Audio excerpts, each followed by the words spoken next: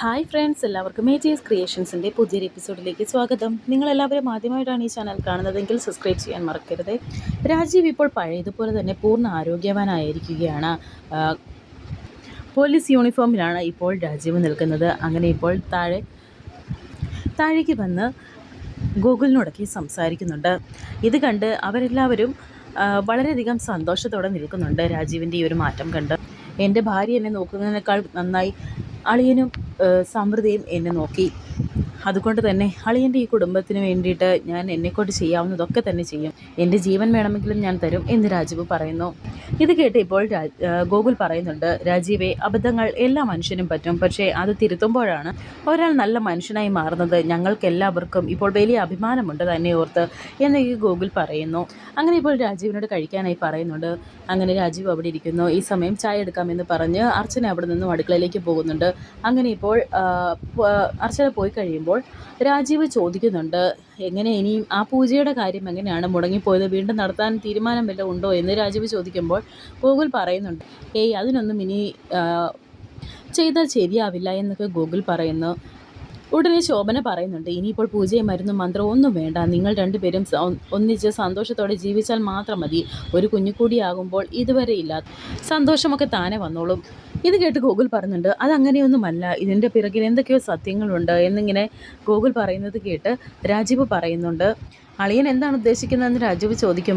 അവളെ താലി കെട്ടി സ്വന്തമാക്കാത്തത് കൊണ്ട് തന്നെ ആ പൂജയിൽ ഞാൻ ഇരുന്നത് വളരെ മോശമായി പോയി എന്നൊക്കെ ഇപ്പോൾ ഗോകുൽ പറയുന്നു. ഉടനെ ഇത് കേട്ട് ശോഭന പറയുന്നുണ്ട്, നീ ഒന്ന് പതുക്കെ പറയേ. അവളുടെ കഴുത്തിൽ കിടക്കുന്ന ആ താലി നീ കെട്ടിയതാണെന്നാണ് ഇപ്പോഴും അവൾ വിചാരിക്കുന്നത് എന്ന് ശോഭന പറയുന്നുണ്ട്.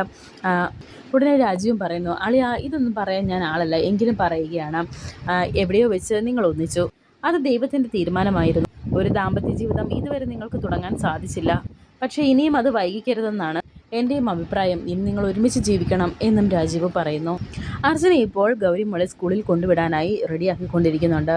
ആ സമയത്ത് ഇങ്ങനെ ഇന്ദുവിൻ്റെ കാര്യമൊക്കെ ഇങ്ങനെ ആലോചിച്ചിരിക്കുന്നുണ്ട് അർച്ചന. ആ പഴയ ആ സന്തോഷവും കാര്യങ്ങളുമെല്ലാം. എന്നിട്ടിപ്പോൾ ഗൗരിമോളോട് പറയുന്നുണ്ട്, ഇന്ദുവിനെ ഒരു ദിവസം വീട്ടിലേക്ക് കൊണ്ടുവരണമെന്ന്. അങ്ങനെ ഇപ്പോൾ ഗൗരിയെയും ഗൗരി ഒരുക്കിക്കൊണ്ട് ഗോകുലിനടുത്തേക്ക് കൊണ്ടുവന്നിരിക്കുകയാണ്. അച്ഛാ, നമുക്ക് ഇറങ്ങാമെന്ന് ഗൗരി പറയുന്നു.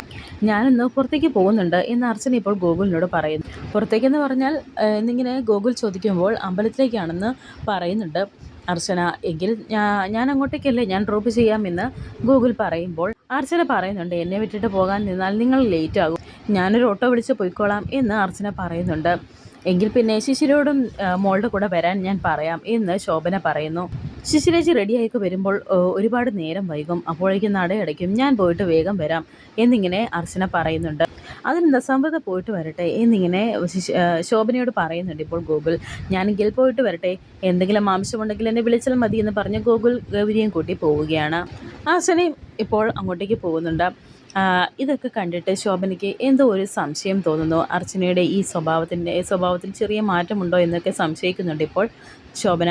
അങ്ങനെ ഇപ്പോൾ അർച്ചന മുകളിലേക്ക് കയറി വരുമ്പോൾ രാജീവ് അവിടെ നിൽക്കുന്നുണ്ടായിരുന്നു. രാജീവ് ഇപ്പോൾ അർച്ചനയോട് പറയുന്നുണ്ട്, എനിക്കൊരു കാര്യം പറയാനുണ്ട്. സച്ചിയുമായി പ്രശ്നമുണ്ടായ സ്ഥിതിക്ക് ഒന്ന് സൂക്ഷിക്കുന്നത് നല്ലതായിരിക്കും. ക്ഷേത്രത്തിലേക്കാണെങ്കിൽ ഒറ്റയ്ക്ക് പോകേണ്ടെന്നാണ് എൻ്റെ അഭിപ്രായം. അമ്മയോ ശിശിരയോ ആരെയെങ്കിലും കൂട്ടിക്കൊണ്ട് പോയാൽ മതി. വെറുതെ റിസ്ക് എടുക്കുന്നത് എന്തിനാ? സച്ചിക്ക് മനോനില തെറ്റിയതുപോലെയാണ് ഇപ്പോൾ പെരുമാറുന്നത്.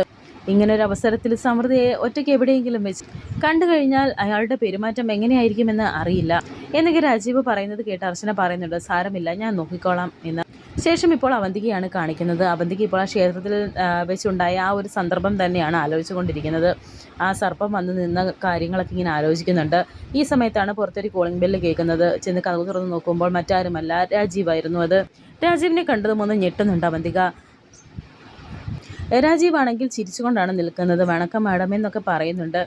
എന്താ, ഞാൻ പ്രേതമൊന്നും അല്ല മാഡം, വേണമെങ്കിലൊന്ന് തൊട്ട് നോക്കാം എന്നൊക്കെ രാജീവ് പറയുമ്പോൾ, അതല്ല രാജീവ്, ഇത്രയും പെട്ടെന്ന്, അതും ഈ വേഷത്തിൽ എന്നൊക്കെ അവന്തിക്ക് ഇങ്ങനെ പറയുമ്പോൾ രാജീവ് പറയുന്നു, ഒരുപാട് നാളുകൾക്ക് ശേഷമുള്ള കൂടിക്കാഴ്ചയല്ലേ, എന്നെ കാണുമ്പോൾ എന്തായാലും മാഡം ഞെട്ടാതിരിക്കില്ല. ഈ യൂണിഫോമും കൂടി ഉണ്ടെങ്കിൽ സംഗതി പൊളിക്കുമെന്ന് എനിക്കറിയാമായിരുന്നു. എന്താ, കൊള്ളില്ലേ എന്നൊക്കെ ഇങ്ങനെ ചോദിക്കുന്നുണ്ട് ഇപ്പോൾ രാജീവ്. ഉടനെ അവന്തിക പറയുന്നുണ്ട്, കുറേ കാലങ്ങൾ കൂടിയിരുന്ന് ഈ യൂണിഫോമിൽ കാണുന്നതല്ലേ, ഒരു ഭംഗിയൊക്കെ ഉണ്ട് എന്ന് അവന്തിക. രാജീവ് ജോയിൻ ചെയ്തതെന്ന് അവന്തിക ചോദിക്കുമ്പോൾ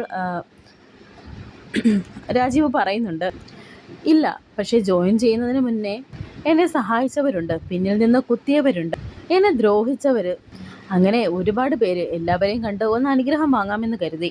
അതിലേറ്റവും പ്രധാനപ്പെട്ട ആൾ അവന്തിക മേഡം അല്ലേ, അതുകൊണ്ട് ആദ്യം തന്നെ അവന്തിക മേഡത്തിൻ്റെ അനുഗ്രഹം വാങ്ങിച്ചിട്ട് തുടങ്ങാമെന്ന് കരുതി എന്നൊക്കെ രാജീവ് പറയുമ്പോൾ അവന്തിക പറയുന്നുണ്ടായിരുന്നു, ആ രാജീവ് ഇങ്ങനെ ആകാൻ വേണ്ടി ഞാൻ ഒരുപാട് പ്രാർത്ഥിക്കുന്നുണ്ടായിരുന്നു എന്നൊക്കെ ഇങ്ങനെ പറയുന്നുണ്ട്. ഇത് കേട്ട് രാജീവ് പറയുന്നുണ്ട്, ആ പ്രാർത്ഥന കൊണ്ടാണല്ലോ ഞാൻ ഈ കോലത്തിലായത്.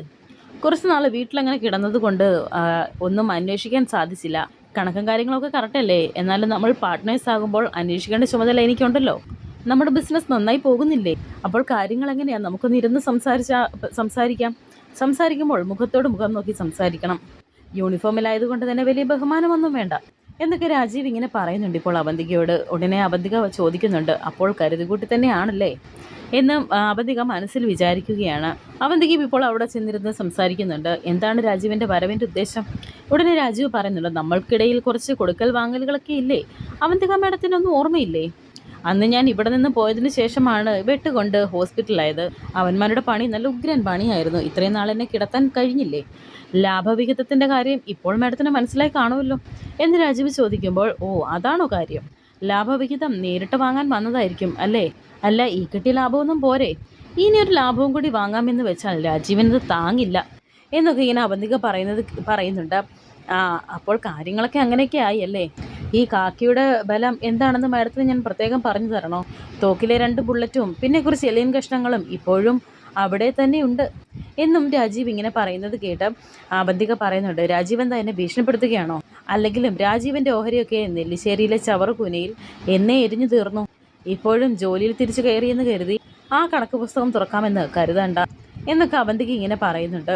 അവന്തിക മേഡം ഇപ്പോഴും പഴയ അവന്തിക മേഡം തന്നെയാണ്, ഒരു മാറ്റവുമില്ല. പക്ഷേ ഞാൻ മാറി. തീർക്കാനുള്ള കണക്കുകൾ പ്രത്യേകം തീർത്തിരിക്കും. വാങ്ങാനുള്ള ഓഹരി കൃത്യമായി വാങ്ങാൻ തന്നെയാണ് എൻ്റെ തീരുമാനം. സച്ചിയും അർച്ചനയും പിന്നെ നെല്ലിശ്ശേരി തറവാട്ടിലെ ഇരുണ്ട ജീവിതവുമൊക്കെ എനിക്ക് നല്ല ഓർമ്മയുണ്ട്. ഒരു വട്ടം കൂടി ആ ഫയലൊക്കെ ഒന്ന് പൊടിതട്ടി എടുത്താലോ എന്ന് ആലോചിക്കുകയാണ് എന്നൊക്കെ ഇങ്ങനെ പറയുന്നുണ്ട് രാജീവ്. ഉടനെ ഇപ്പോൾ അവന്തിക പറയുന്നുണ്ട്, രാജീവേ, ഈ യൂണിഫോമിൻ്റെ പവർ കാണിക്കാനാണ് ഇങ്ങോട്ട് വന്നതെങ്കിൽ അത് സ്റ്റേഷനിൽ കാണിച്ചാൽ മതി. എന്നോട് വേണ്ട. നന്നായി ഒന്ന് കാറ്റ് വീശിയാൽ തകർന്നു പോകുന്നൊരു ചീട്ടുകൊട്ടാരമാണിത്. അന്ന് കിട്ടാത്തത് ഇന്ന് കിട്ടാൻ പോകുന്നില്ല.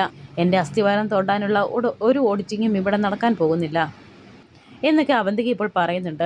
ഒരറ്റത്ത് നിന്ന് കുഴിക്കാൻ തുടങ്ങിയാൽ അവന്തിക അസോസിയേറ്റ്സിൻ്റെ അസ്ഥിവാരം വരെ ഞാനിവിടെ കുഴിച്ചുമാന്തി എടുത്തിരിക്കും. പിന്നെ ഇവിടെ നിന്ന് മേഡത്തിനെ കൊണ്ടുപോകുന്നത് സർക്കാർ വാഹനത്തിലായിരിക്കും. ആ സമയത്ത് മേഡത്തിൻ്റെ ഈ സുന്ദരമായ കൈകളിൽ കൈവിലങ്ങും ഉണ്ടാകും. അത് പറഞ്ഞിട്ട് പോകാനാണ് ഞാൻ ഇപ്പോൾ ഇവിടെ വന്നത്. കാക്കി എപ്പോഴും കാക്കി തന്നെയാണ് മേഡം, സൂക്ഷിച്ചോ. അങ്ങനെ ഇപ്പോൾ അത്രയും പറഞ്ഞ് പോകുന്നുണ്ട് രാജീവ്. വളരെയധികം ടെൻഷനോടെ തന്നെ നിൽക്കുന്നുണ്ട് ഇപ്പോൾ അവന്തിക. ശേഷം കാണിക്കുന്നത് സച്ചിയാണ്. ഗോകുൽ കാറിൽ വരുമ്പോൾ വണ്ടിക്ക് വട്ടം നിൽക്കുകയാണ് സച്ചി. ഗോകുൽ പെട്ടെന്ന് തന്നെ വണ്ടി നിർത്തുന്നു. ഇയാളിത് എന്തിനുള്ള പുറപ്പാടാ എന്നിങ്ങനെ മനസ്സിൽ വിചാരിക്കുന്നുണ്ട് ഗോകുൽ. എന്താണോ എന്ന് ഗോകുൽ ചോദിക്കുമ്പോൾ, എനിക്ക് സാറിനോട് സംസാരിക്കണമെന്ന് പറയുന്നുണ്ട് സച്ചി. അതിനാണോ വഴി തടഞ്ഞത്? സച്ചി, ഒരു ഡ്രൈവർ എന്നതിനപ്പുറം ഒരു സുഹൃത്ത് എന്നതുപോലെ അതുപോലെ തന്നെ ഞാൻ തന്നോട് സൗഹൃദം കാണിച്ചിട്ടുണ്ട്. അതെൻ്റെ ദൗർബല്യമാണെന്ന് വിചാരിക്കരുത് എന്നൊക്കെ ഗോകുൽ പറയുമ്പോൾ, അതുകൊണ്ട് തന്നെയാണ് ഞാൻ ഇത്രയും മാന്യമായി സംസാരിക്കുന്നത്. എനിക്ക് സാറിനോട് കുറച്ച് കാര്യങ്ങൾ സംസാരിക്കാനുണ്ട് എന്ന് സച്ചി പറയുമ്പോൾ ഗോകുൽ പറയുന്നുണ്ട്, എനിക്കൊന്നും സംസാരിക്കാനില്ല. ഇനി മേലിൽ താൻ എൻ്റെ പിന്നാലെ വരരുത്. എന്നെയും എൻ്റെ കുടുംബത്തിനും എന്തിനാണ് താൻ ഇങ്ങനെ ബുദ്ധിമുട്ടിക്കുന്നത്? എനിക്ക് അത്യാവശ്യമായി ഒരു സ്ഥലം വരെ പോകണം എന്നൊക്കെ ഗോകുൽ പറയുമ്പോൾ, സാറ് ഞാൻ പറയുന്നത് കേട്ടിട്ട് പോയാൽ മതി. എല്ലാവർക്കും അവരവരുടേതായ തിരക്കുകളുണ്ട് സാർ. കുറേ വർഷമായി ഞാൻ അർച്ചനയെ തിരഞ്ഞുള്ള ഓട്ടത്തിലാണ്. ഈ ലോകം മുഴുവൻ ഞാൻ അർച്ചനയെ തിരഞ്ഞു. ഇനി തിരയാൻ സ്ഥലമൊന്നും ബാക്കിയില്ലായിരുന്നു. ഒടുവിൽ ഞാൻ എൻ്റെ അർച്ചനയെ കണ്ടെത്തിയത് സാറിൻ്റെ കൂടെയാണ് എന്നൊക്കെ സച്ചി പറയുന്നുണ്ട്. സച്ചി, നിങ്ങൾ തെറ്റിദ്ധരിച്ചിരിക്കുകയാണ്. അത് നിങ്ങളുടെ ഭാര്യയല്ല, അതെൻ്റെ ഭാര്യ സമൃദ്ധയാണ്. നിങ്ങൾക്ക് എന്തോ പ്രോബ്ലം ഉണ്ട്, പോയി ഡോക്ടറെ കാണുക എന്നൊക്കെ ഗോകുൽ ഇപ്പോൾ പറയുന്നു. അങ്ങനെ ഇപ്പോൾ സച്ചി കാറിന് ഡോർ തുറക്കുന്നുണ്ട്. എനിക്ക് പറയാനുള്ളത് സാർ കേട്ടിട്ട് പോയാൽ മതി എന്ന് പറയുന്നുണ്ട്. അങ്ങനെ ഇപ്പോൾ ആ റോഡ് മുഴുവൻ ബ്ലോക്കായിരിക്കുകയാണ്. അപ്പുറത്തും ഇപ്പുറത്തും എല്ലാം വന്ന് വണ്ടി കിടക്കുന്നുണ്ട്. എല്ലാവരും കിടന്ന് ബഹളവും വയ്ക്കുന്നു. വണ്ടി എടുത്ത് മാറ്റണോ എന്നൊക്കെ പറയുന്നുണ്ട്. എനിക്ക് എൻ്റെ അർച്ചനയെ കാണണം, എനിക്ക് അവളോട് സമാധാനത്തോടെ സംസാരിക്കണം എന്നൊക്കെ ഇങ്ങനെ പറയുന്നുണ്ട് ഇപ്പോൾ സച്ചി. പ്ലീസ് സാർ, എനിക്ക് എൻ്റെ അർച്ചനയെ വിട്ടു തരണം എന്നൊക്കെ സച്ചി പറയുന്നുണ്ട്. ഇതിങ്ങനെയൊക്കെ സച്ചി പറയുമ്പോൾ ഗൂഗിൾ പറഞ്ഞിട്ട് ദയവ് ചെയ്ത് ഒന്ന് മാറി നിൽക്കുക, റോഡ് ബ്ലോക്ക് ആയിക്കൊണ്ടിരിക്കുകയാണ്, എനിക്ക് നിങ്ങളോട് സംസാരിക്കാൻ ഒന്നുമില്ല എന്നൊക്കെ ഇങ്ങനെ ഗൂഗിൾ പറഞ്ഞിട്ട് വാതിലടയ്ക്കാൻ നോക്കുന്നുണ്ട്, ഡോർ അടയ്ക്കാൻ നോക്കുന്നു. എന്നാൽ അത് സാധിക്കുന്നില്ല. അങ്ങനെ ഇപ്പോൾ അവിടെ ബ്ലോക്കായി കിടന്നവർ ഓരോരുത്തരായി വന്ന് ഇപ്പോൾ സച്ചിയെ പിടിച്ച് മാറ്റുകയാണ്. അങ്ങനെ ഇപ്പോൾ ഗോകുൽ അവിടെ നിന്നും പോകുന്നു. ഞാൻ അവരോട് വഴക്കുണ്ടാക്കാൻ വന്നാൽ എന്നെ വിട് എന്നൊക്കെ അവരോട് പറയുന്നുണ്ട് ഇപ്പോൾ സച്ചി. അങ്ങനെ ഇപ്പോൾ സച്ചി ഗോകുൽ പോകുന്നത് കണ്ടോട് പറയുന്നുണ്ട്, ഞാൻ എൻ്റെ അർച്ചനയും മോളെയും തിരികെ കിട്ടുന്നത് വരെ സാറിൻ്റെ പിന്നാലെ തന്നെ ഉണ്ടാകും എന്നൊക്കെ അവിടെ നിന്ന് വിളിച്ച് വളരെയധികം സങ്കടത്തോടെ വിളിച്ച് പറയുകയാണ് സച്ചി. പിന്നീട് കാണിക്കുന്നത് ഈ സമയം ഒരു ഓട്ടോയിൽ പോയിക്കൊണ്ടിരിക്കുന്നുണ്ട് അർച്ചന ഗൗരിമോളോട് ചോദിച്ച് വീട് എവിടെ, അവരുടെ സച്ചിയുടെ ഒക്കെ വീട് എവിടെയാണെന്ന് കണ്ടുപിടിച്ച് വെച്ചിട്ടുണ്ടായിരുന്നു. അങ്ങനെ ഇപ്പോൾ ആ ഒരു ഊഹത്തിൽ ഓട്ടോയിൽ കയറി അങ്ങോട്ടേക്ക് പോകുന്നുണ്ട്. അങ്ങനെ